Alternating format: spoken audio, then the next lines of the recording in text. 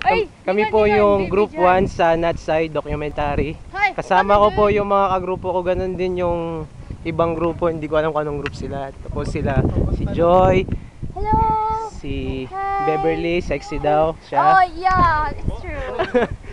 I'm not Si Pat, denying. I'm not also si Tintin, taga Pambujan, si Calderon, Ako si Rod. si Rod. Sige. Import observer ng team nila. Katat Papunta na po kami sa paruroonan Oo, namin. papunta na kami sa aming paroroonan sa dagat. Kaso, nagkaroon ng kaunting ulan. Kumukulimlim. Nagdalido na lang kami. Sige. Malapit na po kami. Siguro ko. Oy, ba't Sobrang dito ng... Hindi rin nakita lagi. Hindi! Oh. Okay. Nandito kami ngayon sa dagat. Ito yung tinatawag na core shelter sa Bubon. pero parang high Yan, tide. yan na yung dagat, dagat. High tide, di natin makita. Baboy! May baboy yung... Saka parang walang bakulod. Kulay itim mo, baboy! Tignan mo, baboy yung... Oh! Ito na po yung Dagat. Yay! Nasa dagat na kami! Magpapaalang ako, paa tayo. Hindi yan marumi. Ayun o.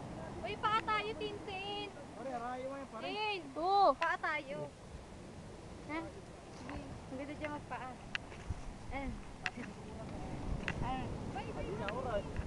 Eh, dagat! Di ini bye-bye dagat. Nandito na po kami. Paalam. Hanggang sa susunod. Yung aming pang documentary ay tungkol sa coral reef. I dare you! Ay, magpaa tayo. Ay, ako tatrawin na kasi ng bed.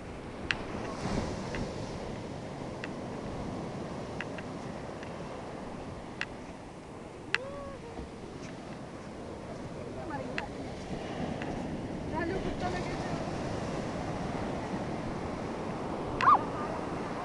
So nandito po kami ngayon para tignan yung lugar.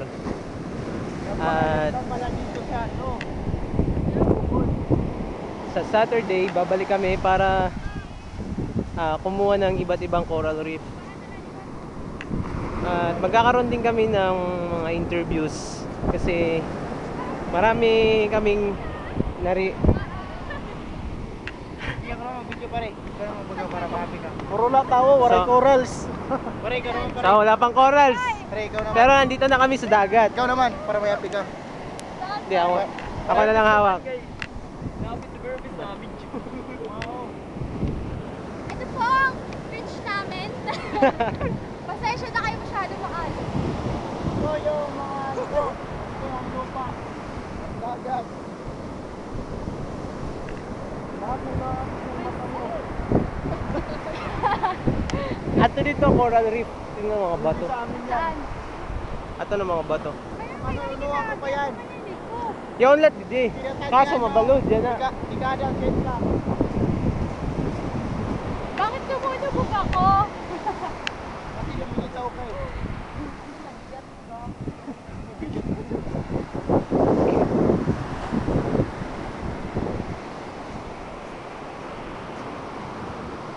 So yung time na sinabi ni sir na magkakaroon kami ng documentary, so inisip ko kung ano yung dapat gawin. At dahil malapit lang yung bahay ko dito sa Bubon,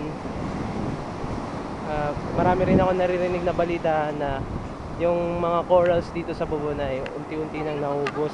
Lalo na yung mga endangered o yung mga magagandang coral reef. Wala. So magkakanda kami ng investigation. At check namin kung Totoo. meron pa ba kaming makikitang mga coral reef dito sa Bubon. Naalala ko yung kapatid ko, kumuha siya ng mga pictures ng coral reef. Pero medyo matagal na yun, mga 3 years na yun nakakaraan. So sana meron pa kami makuha.